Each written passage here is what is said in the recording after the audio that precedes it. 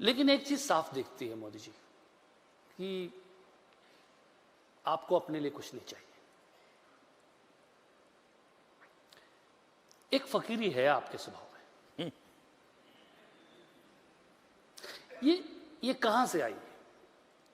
क्या आप हमेशा से ऐसे ही थे या धीरे धीरे धीरे धीरे फकीरी आती चली गई?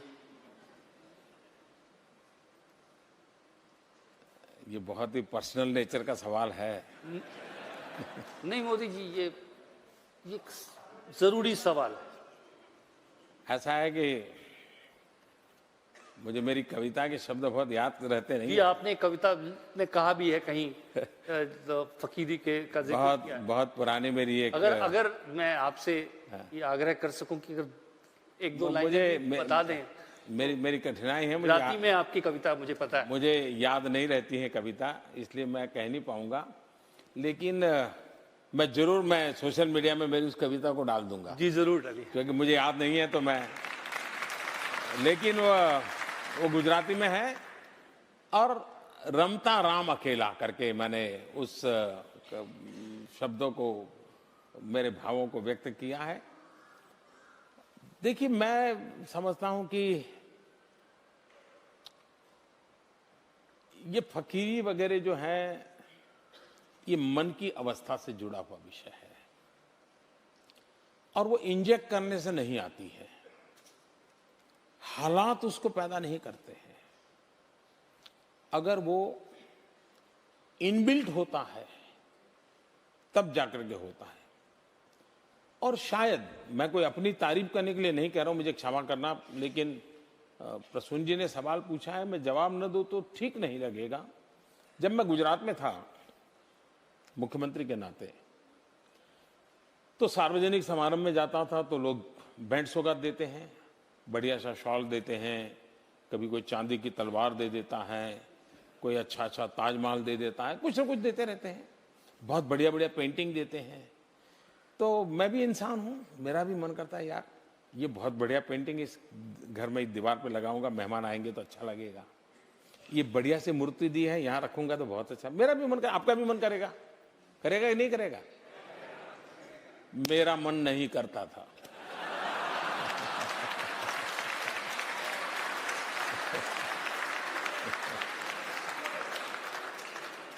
और मैं ये सारी चीजें सरकार का जो ट्रेजरी होता है, तोशाखाना बोलते हैं, उसमें डाल देता था। वो भी बड़े तंग आ गए कि ऐसा क्या सब्जी से आप बारियां बेच देते हो। मैंने कहा मैं कहाँ रखूंगा भाई, मेरे कौन संभालेगा इन चीजों को, कोई उसके लिए किसी को रखना पड़ेगा मुझे। मैं दे देता था। फिर मैं उसका वैल्यूएशन करवाने लगा, फिर मैंने उसका ऑक्शन करवाना शुरू किया। हम लोग जानते हैं हिंदुस्तान में राजनेताओं के साथ ऐसी बातें सब सच होती है, सभी मैं नहीं कहता हूं, सब झूठ होती है ये भी मैं नहीं कह सकता, लेकिन ये तो होता है कि यार वो फलाना था इतना ले गया। लेकिन मैं गर्व से कहता हूं कि जब मैंने गुजरात छोड़ा था तो ये जो मुझे मिलती थी चीजें, मैं उसका लगातार ऑक्शन करता था पब्लिक में, और ऑक्शन करके उससे जो पैसा आता था वो मैं गर्ल चाइल्ड एजुकेशन के लिए सरकार में डोनेट कर देता था।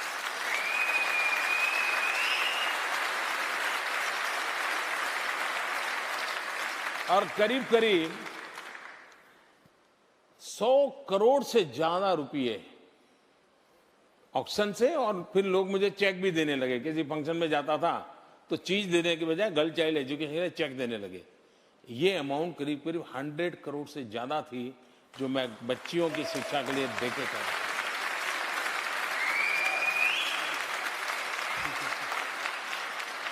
जब मैं मुख्यमंत्री से निकल करके दिल्ली आना तय हो गया, आप लोगों ने मुझे धक्का मार दिया,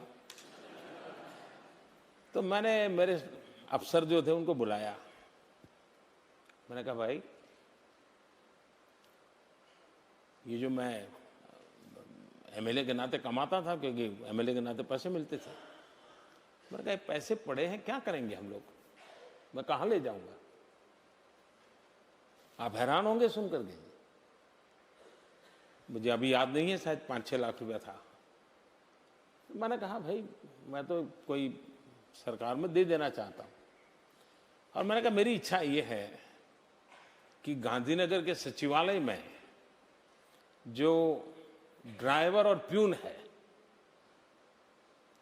उनके लिए मैं अमाउंट छोड़ दूं, आपको इसका व्यवस्था कर दीजिए, और उसके ब्याज में से ये ड्राइवर और उनके प्यून के बच्चों को कुछ न कुछ मदद मिलती रहे, वो पढ़ते रहे, ऐसी व्यवस्था कीजिए।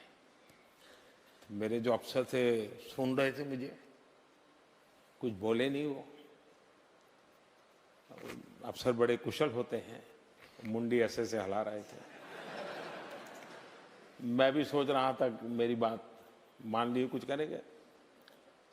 2 दिन के बाद उन्होंने कहा साहब हम जरा घर में मिलने आना चाहते हैं। मैंने कहा आई जाइए, क्योंकि मुझे जाने की तैयारी कर रहा था। उन्होंने कहा साहब आप ऐसा मत कीजिए,